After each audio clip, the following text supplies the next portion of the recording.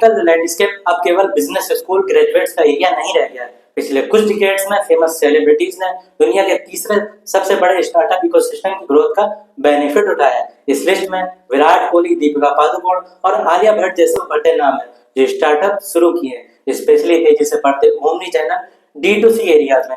यहाँ तक कि क्रिकेटर्स भी इस खेल में शामिल है, जैसे MS धोनी और दीपक चहर जिन्होंने रिसेंटली फैंटेसी गेम्स लॉन्च किए। फेमस सेलिब्रिटीज एंटरप्रेन्योरशिप के कोर प्रिंसिपल को अपना रही हैं और इन्वेस्ट भी कर रही हैं। 2023 में INC ने सेलिब्रिटी इन्वेस्टर्स रिकॉर्ड बनाया, जिसमें 19 से ज्यादा सेलिब्रिटीज ने 26 स्टार्टअप्स में इन्वेस्ट किया, जिसमें अक्षय कुमार और सुनील शेट्टी जैसे फेमस सेलिब्रिटीज हैं। तो इस केस स्टडी में एनालिसिस करें कि कैसे सेलिब्रिटीज अपने पर्सनल ब्रांड का यूज करके अपने बिजनेस को प्रमोट करते हैं, ब्रांड की इमेज को स्ट्रॉन्ग बनाते हैं और मार्केट में अपने नाम पे इफेक्ट डालते हैं। चलिए फिर वीडियो को शुरू करते हैं। सेलिब्रिटीज ब्रांड के इस स्टडी में सबसे पहले बात करेंगे विराट कोहली के स्टार्टअप्स के बारे में। तो विराट कोहली ने कई स्टार्टअप्स में इन्वेस्ट किया है, जिसमें सबसे पहला है डिजिट इंश्योरेंस, जिसमें विराट और अनुष्का शर्मा ने 2020 में स्फिनटेक स्टार्टअप में करीब 2.2 करोड़ रुपए इन्वेस्ट किए। ये कंपनी भारत में जनरल इंश्योरेंस सर्विस देती है और इसकी वैल्यूएशन $3.5 बिलियन पहुंच गई। नंबर 2 है रेज कॉफी। विराट ने इस दिल्ली बेस्ड FMCG ब्रांड में 2022 में इन्वेस्ट किया। ये इंस्टेंट फ्लेवर्ड कॉफी ब्रांड है जो भारत में 5000 से ज्यादा रिटेल आउटलेट पर अवेलेबल है। नंबर 3 है चीजल फिटनेस। 2015 में विराट ने फिटनेस जिम और सेंटर चेन चीजल में करीब 90 करोड़ रुपए इन्वेस्ट किए। ये चेन कॉर्पोरेट फिटनेस को बढ़ावा देती है और देश भर में कई लोकेशंस पर अवेलेबल भी है। नंबर 4 है वन नेट कम्युनिकेशन। एक रेस्टो बार चेन है, 2017 में लॉन्च हुई। इसका एम प्रीमियम डाइनिंग और कैजुअल एक्सपीरियंस प्रोवाइड करना है। नंबर 5 है ब्लू ट्राइब। ये प्लांट बेस्ड मीट प्रोडक्ट्स बनाने वाली कंपनी है, जिसमें विराट और अनुष्का ने इन्वेस्ट किया। इसका गोल इको फ्रेंडली प्रोडक्ट्स को बढ़ावा देना है। नंबर 6 आता है हाइपर। विराट ने इस वेलनेस ब्रांड में इन्वेस्ट किया और इसके ग्लोबल ब्रांड एम्बेसडर बने। ये ब्रांड और फिटनेस रिकवरी से जुड़े प्रोडक्ट सेल करता है। नंबर 7 था मोबाइल प्रीमियर लीग। विराट ने 10 साल की पार्टनरशिप के अंदर इस गेमिंग प्लेटफॉर्म में इन्वेस्ट किया। विराट कोहली की इन्वेस्ट के जरिए फिनटेक, रेस्टोरेंट्स और FMCG एरिया में कंप्रेहेंसिव प्रेजेंस है, जो उनके बिजनेस विजन और डाइवर्सिटी को दिखाता है। सेलिब्रिटीज ब्रांड के स्टडी में दूसरे नंबर पर बात करेंगे आलिया भट्ट के स्टार्टअप्स के बारे में। तो आलिया भट्ट ने रिसेंट ईयर्स में वेरियस स्टार्टअप्स में इन्वेस्ट करके एक सक्सेसफुल एंटरप्रेन्योर के रूप में अपनी पहचान बनाई। उनके कुछ प्रमुख इन्वेस्टमेंट्स में से सबसे पहले फूल.com। ये IIT कानपुर सपोर्टिव स्टार्टअप है जो फूलों के वेस्ट को रिसाइकल करके चारकोल फ्री अगरबत्तियां और फ्लेदर नेम्ड बायो लेदर बनाता है। ये स्टार्टअप नेचर फ्रेंडली प्रोडक्ट्स पर फोकस करता है और फेयर फॉर लाइफ और इकोकार्ड, ऑर्गेनिक एंड नेचुरल जैसे सर्टिफिकेशन से सर्टिफाइड भी है। आर्या ने इस स्टार्टअप में इन्वेस्ट करके अपने नेचर सपोर्टिव विजन को दिखाया है। सेकंड है नायका।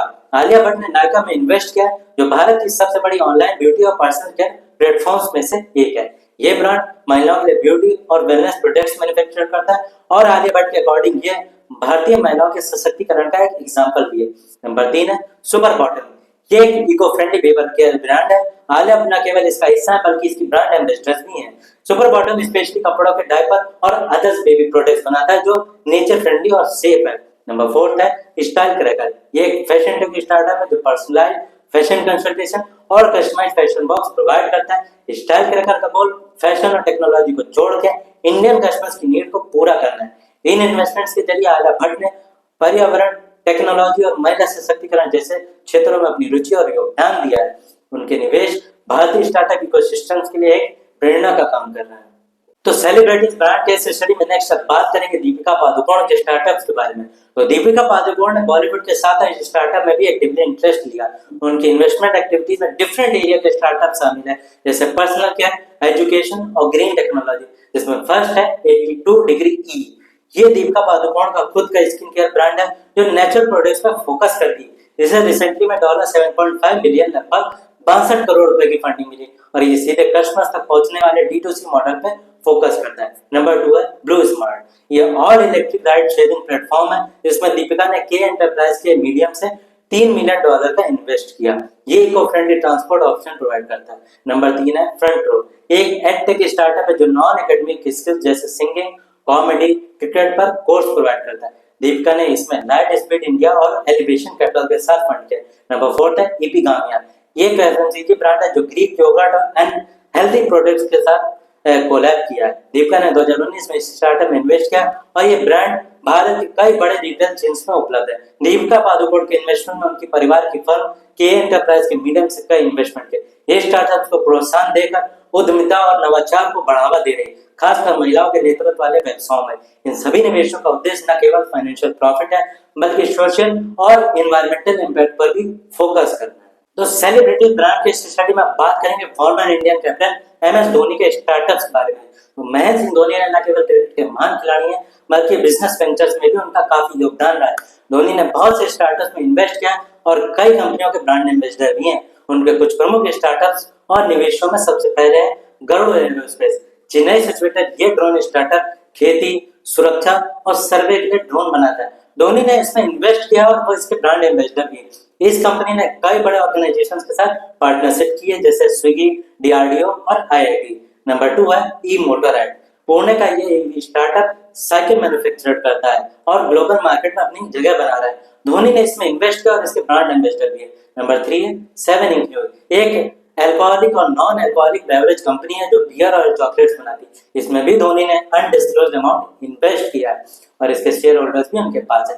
नंबर 4 है स्पोर्ट्स फिश। धोनी का ये फिटनेस सेंटर चेन है जो भारत में फिटनेस के इंपॉर्टेंस को बढ़ावा देती है। नंबर 5 है Cars24, एक प्री ओल्ड कारों का ऑनलाइन प्लेटफॉर्म है जिसमें धोनी ने इन्वेस्ट किया है।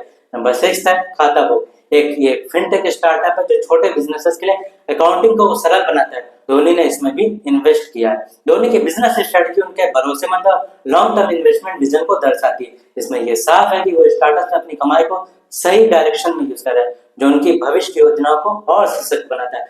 सेलिब्रिटीज ब्रांड की स्टडी में बात करेंगे क्रिकेटर दीपक चहर के स्टार्टअप्स के बारे में।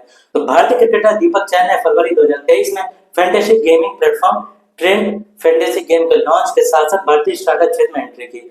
जय चहर दीपक की पत्नी द्वारा स्टैब्लिश स्टार्टअप को 10 करोड़ के इंटरनल इन्वेस्टमेंट के साथ शामिल किया गया था। TFFG की मेन यूनिट GCD और स्पोर्ट्स प्रोडक्ट प्राइवेट लिमिटेड अपने प्लेटफॉर्म पर collectable and card based fantasy game खेलने का प्रीमियम एक्सपीरियंस प्रोवाइड करती है।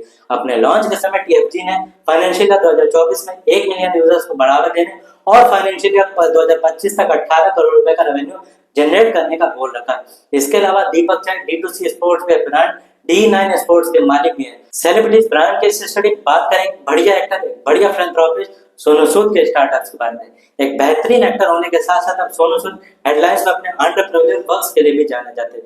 सोनू सूद ने जुलाई 2020 में स्कूल नेट इंडिया की हेल्प से प्रवासी श्रमिकों के लिए एक नौकरी पोर्टल प्रवासी रोजगार लॉन्च किया था। इसके साथ ही उन्होंने सूद चैरिटी फाउंडेशन की शुरुआत की। सोनू सूद की एक सोशल इनिशिएटिव है जो गरीबों, जरूरतमंदों और महामारी के दौरान प्रभावित लोगों की मदद करती थी।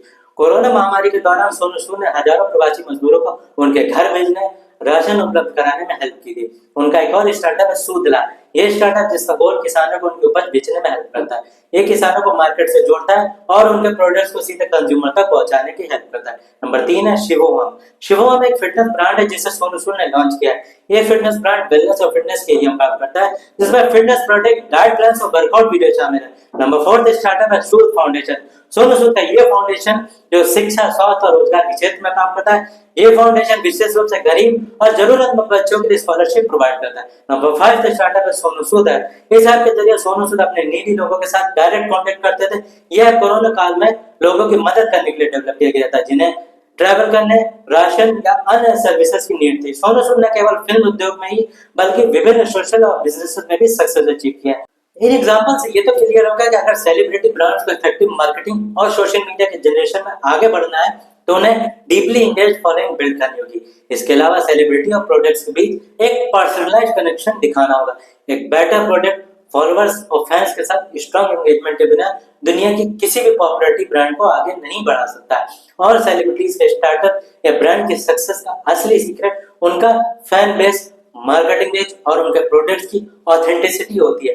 लेकिन अल्टीमेटली अगर प्रोडक्ट्स या सर्विस क्वालिटी डिलीवर नहीं करें तो लॉन्ग टर्म सक्सेस मुश्किल होती है। क्वालिटी और कस्टमर सेटिस्फेक्शन हर बिजनेस के लिए सबसे जरूरी होता है, चाहे वो सेलिब्रिटी बैक्ड हो या ना हो। Thanks for watching. If you enjoyed this video, don't forget to give it a thumbs up and share it with your friends. Subscribe to the channel and hit the bell icon so you never miss an update. Let me know your thoughts and any question in the comment below. I would love to hear from you. Until next time, take care and see you in the next video.